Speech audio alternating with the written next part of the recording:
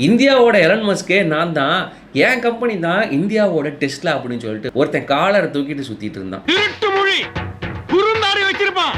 யாராவது பாத்தீங்களா?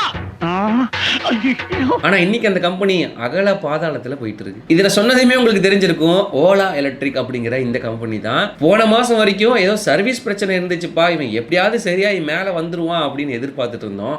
ஆனா இப்ப போற போக்க பார்த்தா இந்த கம்பெனி திரும்ப எந்திரிச்சு வருமா அப்படிங்கிறதே நம்மளுக்கு டவுட்டா இருக்கு. ஒரே டைம்ல நாங்க 4000 ஷோரூம் வந்துட்டோம் அப்படின்னு சொல்லிட்டு போன மாசத்துக்கு முந்தின மாசம் ஒரு பில்டப் போட்டு சுத்திட்டு இருந்தான். இன்னைக்கு அவங்க கிட்ட இருக்கிற ஷோரூமே வந்து பாத்தீங்கன்னா ஒரு 100ல இருந்து 200க்குள்ள தான் ஷோரூம் வச்சு ரன் பண்ண முடியும். அதுக்கு மேல எங்களால ரன் பண்ண முடியல, எங்க கிட்ட காசு இல்லை அப்படின்னு சொல்லிட்டு அந்த ஷோரூம் எல்லாத்தையுமே மூடிட்டான். இந்தியாவில் வித்த எலக்ட்ரிக் ஸ்கூட்டர்ல 3ல் 1 பங்கு வந்து பாத்தீங்க அப்படின்னா இந்த ஓலா எலக்ட்ரிக் தான் வச்சிருந்தான். 36% அந்த மார்க்கெட் ஷேர் வச்சிருந்த இந்த கம்பெனி இப்போ 3% தான் மார்க்கெட் ஷேர் வந்திருக்கு போன மாசத்துல. இவங்களுக்கு கீழே இருந்த நிறைய கம்பெனிஸ் எல்லாம் இந்த கம்பெனியை ஓவர்டேக் பண்ணிட்டு மேல வந்துட்டாங்க. ஓலாவுக்கு என்னதான் ஆச்சு? இவங்க ஒன் லாஸ்ட் டைம் அப்படின்னு சொல்லிட்டு ஒரு திரும்ப ஒரு ரீஎன்ட்ரி கொடுத்து ப்ரொமோஷன்லாம் பண்ணிட்டு இருக்காங்க. இது சக்சஸ் ஆகுமா? இந்த ஓலாவோட ஃபியூச்சர் என்ன ஆகும் அப்படிங்கறத பத்தி தான் நாம இந்த வீடியோல பார்க்க போறோம். நான் உங்க மோகன், வெல்கம் டு மோகன் விளாக்ஸ். ஃபர்ஸ்ட் இந்த ஷேர் மார்க்கெட்ல இந்த ஓலா கம்பெனியை வாங்கினவங்களோட நிலைமையை பத்தி பார்த்துருவோமா. 2024 மிகப்பெரிய ஒரு பேச்சு பொருளாக இருந்தது வந்து பார்த்தீங்கன்னா ஷேர் மார்க்கெட்டில் இந்த ஓலா எலக்ட்ரிக்கோட ஐபிஓ தான். அதாவது அவங்க கம்பெனி வந்து அப்போ தான் லிஸ்ட் பண்ணுறாங்க அந்த ஷேர் மார்க்கெட்டுக்குள்ளே. அவங்க லிஸ்ட் பண்ணும்போது எல்லாருமே இந்தியாவோட டெஸ்லா வந்து இந்த மாதிரி ஐபிஓவில் வந்திருக்கு, நாம் அந்த கம்பெனியை வாங்கணும், இல்லைன்னா நம்ம அவங்களோட ஃபியூச்சர்ஸ்லாம் வந்து காணாமல் போயிடும், அதனால் நம்ம அந்த கம்பெனியை வாங்கி போட்டணும்ப்பா அப்படின்னு சொல்லிட்டு போட்டி போட்டு அந்த கம்பெனியை வாங்கினாங்க. ₹1 ₹2 இல்லை, எவ்வளோக்கு தெரியுமா வாங்கினாங்க?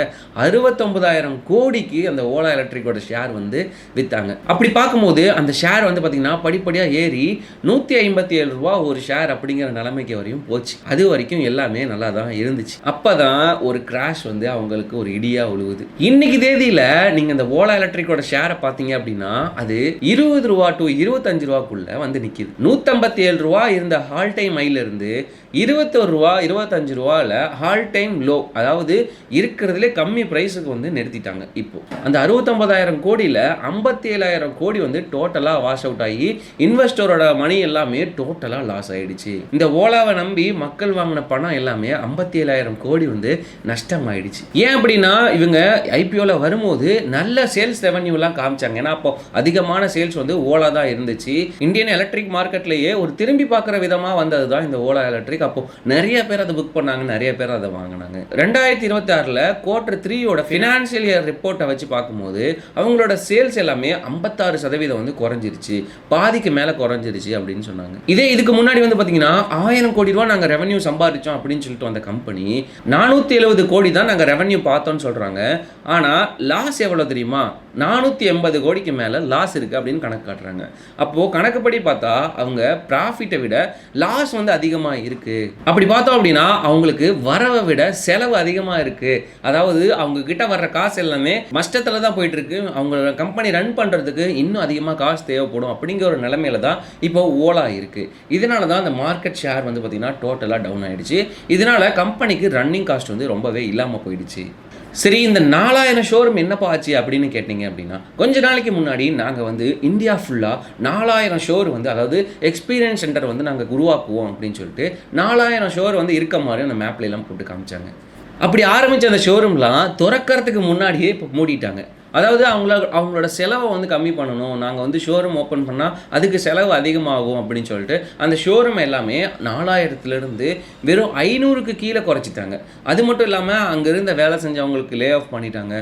நிறைய விஷயம் வந்து பார்த்திங்க அப்படின்னா நாங்கள் அந்த காசை வந்து மிச்சப்படுத்துகிறோம் அப்படின்னு சொல்லிட்டு நிறைய விஷயத்த கட் பண்ணிட்டாங்க. அது மட்டும் இல்லாமல் இவங்க 4000 ஷோரூம் அட்டன் டைமில் ஓப்பன் பண்ணணும்னு சொல்லிட்டு எந்த ஒரு ட்ரேட் சர்டிஃபிகேட்டோ பிஸ்னஸ் சர்டிஃபிகேட்டோ இல்லாமல் கம்பெனியை வந்து ஷோரூம் வந்து ஆரம்பிச்சிட்டாங்க.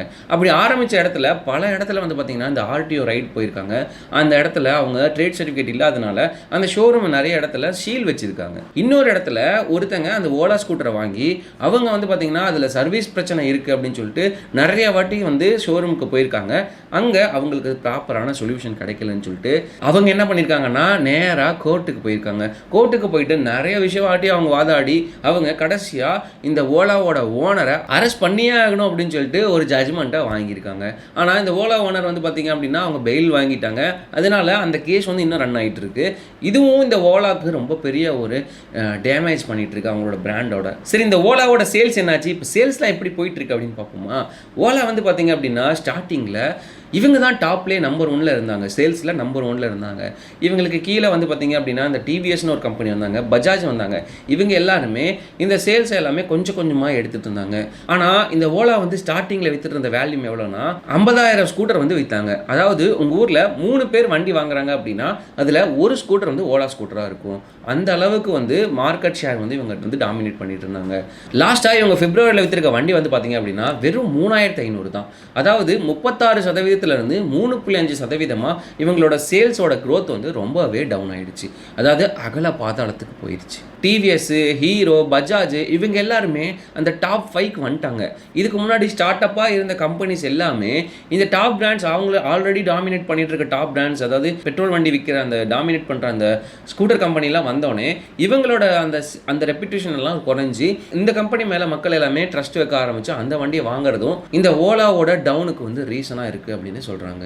சரி, இந்த சேல்ஸ் விட்டுருங்க, சர்வீஸில் என்ன பிரச்சனை இருக்குது அப்படின்னு பார்ப்போமா. ஓலா அப்படின்னு சொல்லிட்டு நீங்கள் யூடியூப்லேயே ஆகட்டும், சோஷியல் மீடியாவில் ஆகட்டும், எங்கே போய் சர்ச் பண்ணிங்கனாலுமே அங்கே உங்களுக்கு முன்னாடி வந்து விற்கிற வீடியோ வந்து எதுனா ஓலா சர்வீஸ் இஷ்யூ, ஓலா எங்களுக்கு அதை பண்ணலை, ஓலா எங்களுக்கு இதை பண்ணலை அப்படின்னு சொல்லிட்டு நிறைய கம்ப்ளைண்ட்ஸ் இந்த ஓலா எலக்ட்ரிக் மேலே. நிறைய இடத்துல வாரண்டி இஷ்யூஸ், நிறைய இடத்துல இந்த பில் குவாலிட்டி இஷ்யூஸ் அப்படின்ட்டு நிறைய பிரச்சனை வந்து ஓலாவுக்கு வந்துட்டே இருக்குது. இவங்க ப்ரீமியம் பிளான் வாங்கினீங்க அப்படின்னா அதில் உங்களுக்கு நிறைய பெனிஃபிட்ஸ் கிடைக்கும் அப்படின்னு சொல்லிட்டு அந்த பிளானோட சேர்த்து தான் இந்த ஓலாவை விற்கிறாங்க. ஆனால் அந்த ப்ரீமியம் போட்டவங்களுக்குமே அந்த ஸ்பேர்ஸ்லாம் சரியான ப்ரைஸில் வந்து கொடுக்கறதில்ல, சரியான டைமில் கொடுக்கறதில்ல, எங்களை அலைய வைக்கிறாங்க அப்படின்னு சொல்லிட்டு நிறைய இஷ்யூஸ் வருது. அதுவும் இந்த ஷோரூமில் வாங்கின வண்டி இந்த ஷோரூமில் சர்வீஸ் பண்ண மாட்டோம், நீங்கள் அங்கே தான் போகணும் அப்படின்னு சொல்லிட்டு மக்கள் 200 கிலோமீட்டர்லாம் டோ பண்ணிவிட்டு அந்த வண்டி எடுத்துகிட்டு போயிருக்காங்க. உன்னை நம்பி ஒரு எலக்ட்ரிக் ஸ்கூட்டர் வாங்கினதுக்கு உன்னால் என்ன பண்ண முடியுமோ நீ பண்ணிட்டுடா அப்படிங்கிற மாதிரி தான் மக்களோட மனநிலை வந்து இந்த சர்வீஸ் மேலே இருக்குது. ஒன் லாஸ்ட் ட்ரை அப்படின்னு சொல்லிட்டு ஓலா எடுத்திருக்க மிகப்பெரிய விஷயம் என்னென்னா, இவங்க இந்த ஓலா ஸ்கூட்டரில் தானே நீ என்னை பிரச்சனை இருக்குன்னு சொல்கிற, நான் ஓலா பைக்கை நான் இப்போ ப்ரொமோட் பண்ணுறேன்னு சொல்லிட்டு இவங்க ஆல்ரெடி லான்ச் பண்ணியிருந்த அந்த ஓலா ரோட் ஸ்டார் அப்படிங்கிற மாடல் எல்லாத்துக்குமே 30,000 ரூபா 40,000 ரூபா அப்படின்னு சொல்லிட்டு ஆஃபர் அள்ளி தெளிச்சிட்டு இருக்காங்க. இந்த வண்டியெல்லாம் உங்களுக்கு 70,000 ரூபாய்க்கு இந்த வண்டி உங்களால் வாங்கிக்க முடியும்னு சொல்லிட்டு இப்போ ரீசெண்டாக அவங்க அப்படியே அந்த ப்ராடக்ட்டை மாற்றுறாங்க. அதாவது நீங்கள் ஓலா ஸ்கூட்டர் தானே உனக்கு பிரச்சனை, நீ ஓலா பைக் எடுத்துக்கோ, அப்போ உனக்கு இதில் எந்த பிரச்சனையும் வராது இல்லையா அப்படின்னு மக்களை நம்ப வைக்கிறாங்க. அதனால் இந்த வண்டிக்கு மேலே நிறைய ஆஃபர்ஸ்லாம் கொடுத்துட்டு இருக்காங்க. ஆனால் மக்கள் அதை நம்பி வாங்குவாங்களான்னு கேட்டிங்கன்னா டவுட்டு தான். இந்த ஓலா கம்பெனிக்காரன் என்ன பண்ணியிருக்கான் அப்படின்னா, இந்த ஓலா அப்படின்னு சொல்லிட்டு ஒரு பிராண்டை வந்திருக்கு, இதை நான் ஃபஸ்ட்டு வந்து பண்ணிடணும், மக்கள்கிட்ட கொடுத்துடணும் அப்படின்ட்டு போகாமல் நான் ஓலா மேப்ஸ் பண்ணுறேன், ஓலா ஏஐ பண்ணுறேன் அப்படின்னு சொல்லிட்டு தேவையில்லாமல் இதில் இருக்க மணியெல்லாம் அதில் இன்வெஸ்ட் பண்ணிட்டாங்களோ அப்படின்னு சொல்லிட்டு நிறைய பேத்துக்கு டவுட் வந்துருச்சு. அதனால் அவங்க ப்ராடக்ட்டில் வந்து அவங்க ஃபோக்கஸ் பண்ணலையோ அப்படின்னு சொல்லி டவுட் வந்துருச்சு.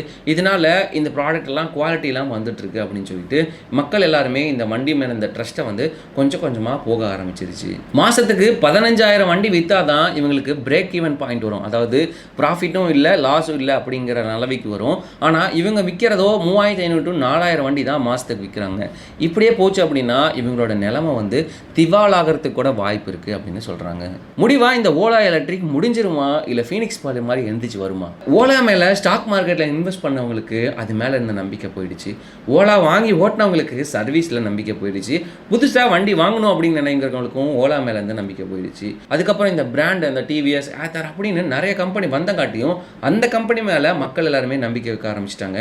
அதனாலையும் இந்த கம்பெனியை வாங்குறதுக்கு மக்கள் எல்லாருமே யோசிக்கிறாங்க. ஓலா பெரிய பெரிய ஓலாவாக விடுறதுக்கு பதிலாக, அதாவது பெரிய பெரிய நான் அதை பண்ணிடுவேன் இதை பண்ணிடுவாங்க அப்படி இப்படின்னு ஓலாவாக விடுறதுக்கு பதிலாக மக்களுக்கு சர்வீஸ் மேலே ஃபோக்கஸ் பண்ணாங்க அப்படின்னா இதுக்கு மேலே திரும்ப ஒரு ட்ரஸ்ட் பில்ட் ஆகி இந்த வண்டி திரும்ப சேல்ஸில் வந்து டாப்பில் வரதுக்கு வாய்ப்பு இருக்குது. இவங்க கொடுக்குறதுக்கு அந்த பேட்டரி, இந்த குவாலிட்டி இது எல்லாமே ரொம்பவே நல்லா தான் இருக்கும். ஆனால் இது உங்கள் சர்வீஸில் பிரச்சனை பண்ணது தான் இவ்வளோ பெரிய இஷ்யூ வந்து கொண்டு வந்து நிற்கிது.